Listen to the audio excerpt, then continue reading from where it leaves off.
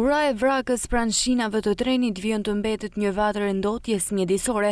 Pamjet tregojnë qartë se zona po përdoret si vend grumbullimi paligjshëm i mbetjeve inerte dhe urbane, të cilat shtohen nga dita në ditë.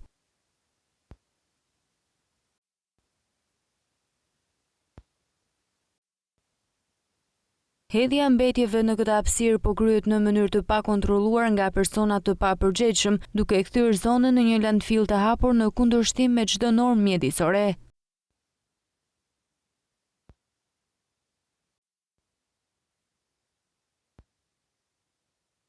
Ndotja e krijuar jo vetëm që dëmton mjedisin, por përbën edhe rrezik për shëndetin e banorëve.